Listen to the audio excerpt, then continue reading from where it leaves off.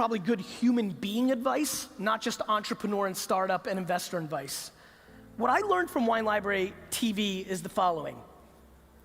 The true story of Wine Library TV was the day that I thought I was gonna start it, I thought I was gonna do something similar to QVC, and I don't know if you have a QVC or shopping network in Europe, but QVC in America, it's a show and they sell stuff through the TV. I thought I was gonna do the QVC of wine.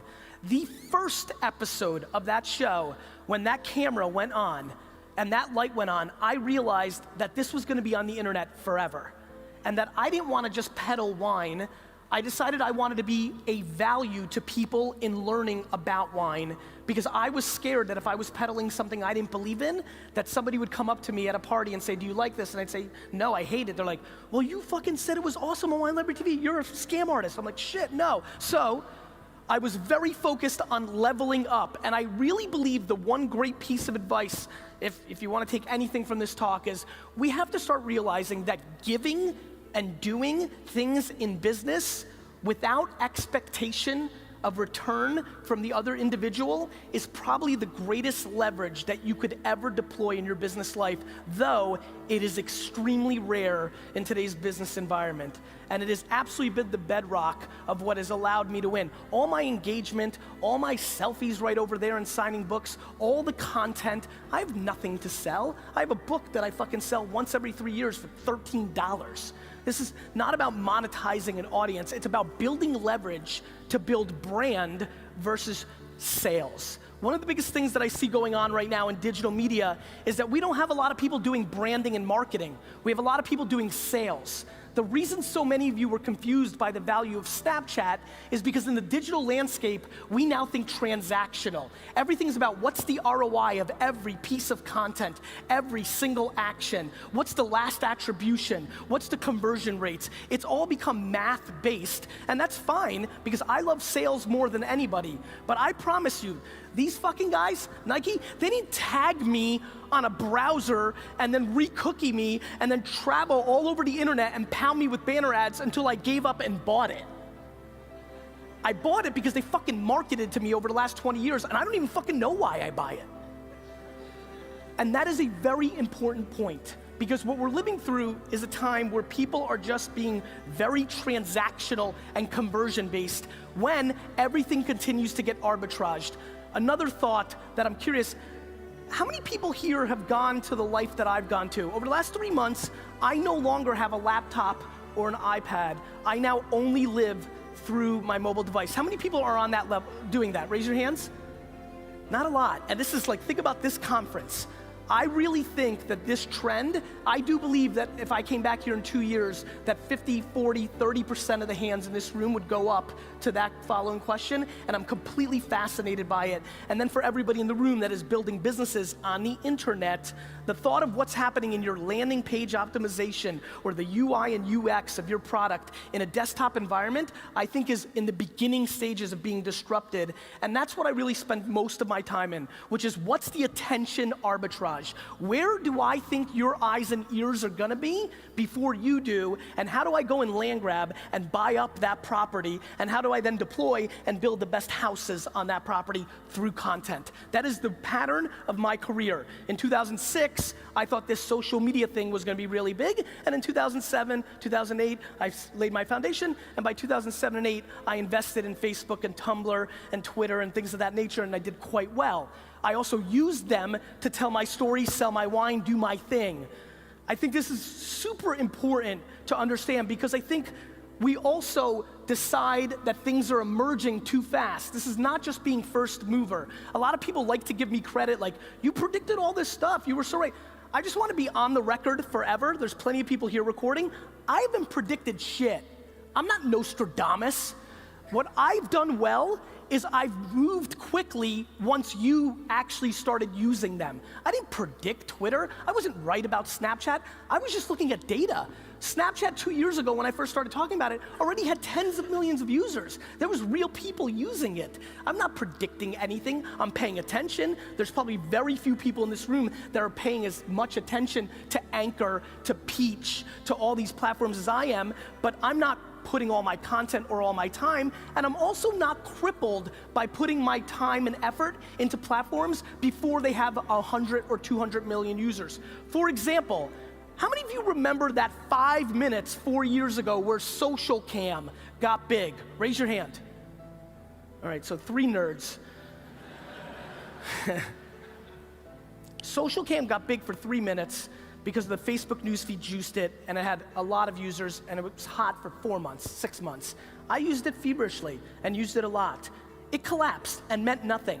But during that period, I learned so much about mobile video and the cadence of it and how people interacted with it that when Vine came along 1.5 years later, and then Instagram video, and then Snapchat, I'd already put in the work and had the learnings from human behavior that I deployed against the next thing. There are way too many people in this room that do not do actions because they're crippled by the short-term results versus what it means in the long term. And this goes to marketing, and this goes to running your business, and this comes down to what I probably want to spend a few more minutes on right now, which is, my friends, there's a lot of people in here that are startup founders that should not be. My friends, there are a lot of people in here that work at agencies that should not be.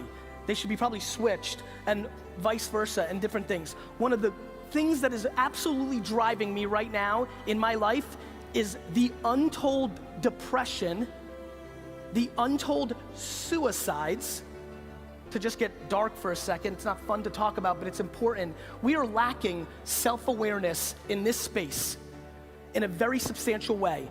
And there's a lot of people that are about to be met with a lot of disappointment and are struggling. How many people are an entrepreneur in here? Raise your hand. You guys and gals know, this isn't easy. There's nobody else. It's fun to work for somebody. You know why? You get to blame the boss. She and he is an asshole, not you. When you're an entrepreneur where there's nobody else behind you, it's on you. And one thing we're not talking about is the level of success. Everybody thinks they have to build fucking Uber. Everybody thinks they have to make millions of dollars. It's unbelievable what we've done, and I absolutely want to make sure that we're starting to have real conversations. Making $100,000 a year, 100 euros, that's massively successful. We need to recalibrate what success looks like in our space because we're forcing through the branding of what we're doing, very impractical, very high risk, very low return results for so many, because everybody's shooting for 10 billion. Guys, there's like 4 apps that big. There's like Uber and Instagram. Like, how many fucking billion-dollar companies do you think there are? And so I really am passionate about starting to reframe the conversation about the number one thing that I have noticed in my 20 years of my success, because let me tell you something, I suck shit at almost everything. What I've done well is I've deployed self-awareness around what I am, and I know what I am. And there's a lot of things I wish I was. 7 years ago, as a lot of you know, I had plenty of leverage in the Web 2.0 social media movement. I was one of the guys, I was one of the 20 most followed people on Twitter. I didn't go and raise $40 million to build the next Facebook. I didn't raise $50 million to build a platform around wine. I was self-aware enough, even though I had all the opportunity in the world to build product, that I wasn't gonna be successful. 7 years ago, I went out and built a boring digital agency, right? I built something practical. All my internet friends, a lot of the people gonna be on the stage, they made fun of me. Like, why don't you go build a big company or something grand?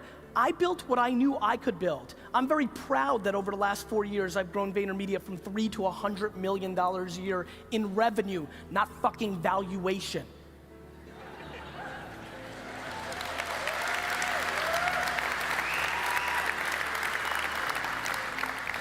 And cool, great, that's fine, and who gives a shit? What I'm way more worried about than what I've done is what you're gonna do.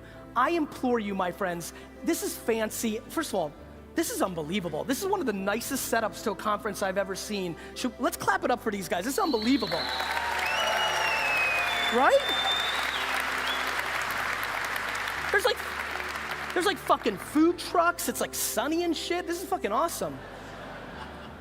Anyway, what I did well was I just didn't give a shit. I'm old, I'm 40. When I grew up in the United States, like, being a good student was the big thing. I was making $3,000 a weekend selling baseball cards and getting D's and F's, and everybody thought I was a loser.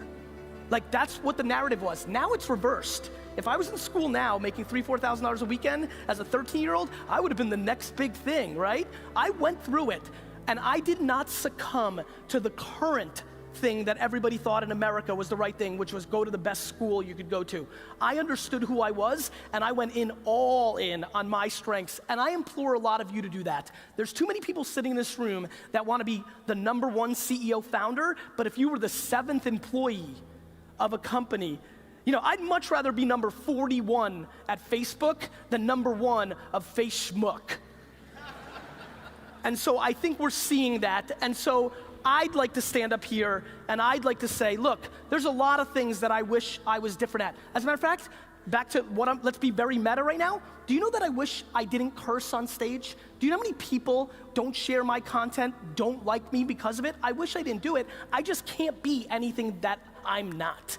And so I implore you, don't worry about what's cool right now or what we're all focused on or what your mama wants you to be. You need to go home from this conference.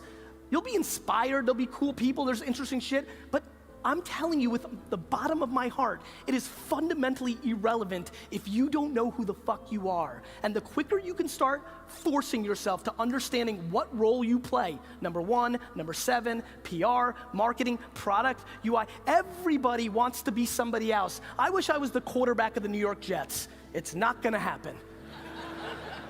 And so, if I can accomplish one, and by the way, I'm being very realistic.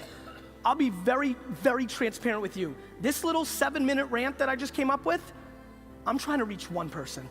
Like this is not so easy. It's hard to have the ego and the humility at equal ends to figure yourself out. But I promise you, as I've looked across the landscape, and I've looked at 25, 50,000 startups at this point, right? I have now spent the last 4 years of my life with the Toyotas and the Pepsis and the GE, you know, biggest brands in the world, myself, my inner circle. The one connection point from corporate America to startup, to VC, to personalities, the one connection point is self-awareness. Once you start understanding yourself, once you start actually executing on who you actually are versus who you wish you were, things start to change very quickly. And so, the reason I'm passionate about this is always very worldly advice and is probably historically always good things to talk about. I just feel that if any of you really paid attention to the macroeconomic infrastructure of what's happening in our space right now, this nirvana that we've lived through for the last 6 or 7 years is about to shift. It just is. It's just the data. I don't want it. I wish it was nirvana forever, just like everybody else. During the down cycles, the people that are able to win are the ones that are most in tune with themselves, the ones that are the most practical. So again, to make this valuable to you in this room, #1, if you're a startup, please start understanding how you're gonna make money as soon as possible. You're running a business. You're running a business. Businesses need to make money, especially when there's no money to fund you based on your last valuation. #2, as a human being sitting at this conference, this is all very encompassing and very exciting, but start chipping away against what you think you want and start really looking at what you bring to the table, because the quicker you figure that out, the more successful you will have. And #3, please start understanding how to provide value without expectation in return. It is unbelievable to me how many people already today, we was here for 5 minutes, 7, 8 people giving me something as they think, but really expecting something in return for that give. Humans can feel that. It's not the way to go, and we really need to start thinking about that. And #4, understand the following, and this is very ironic given my concerns about where the market's going. I'll end with this. In lieu of all of that, this whole thing that we're living through has just started. The consumer web is only 20 years old. Windows 95 kind of started this thing. The internet thing is very new. Everything that we all talk about didn't exist 10 years ago. Over the next 10 years, the biggest companies in the world, from Europe and Asia and US, from anywhere in the world, because we are now at scale, the biggest companies in the world are gonna be created over the next 20 years from zero. There are people sitting in this room right now that are gonna build the next major company. And so we are all so blessed that we are actually human beings during this period where there is so much upside, so much opportunity. And so everything I've talked about, when you parallel on the obnoxious opportunity and land grab and opportunity, if you're able to wire those two things together, I think a lot of good stuff could happen for you. And I'd like that for you. I'd like that a lot. Thank you.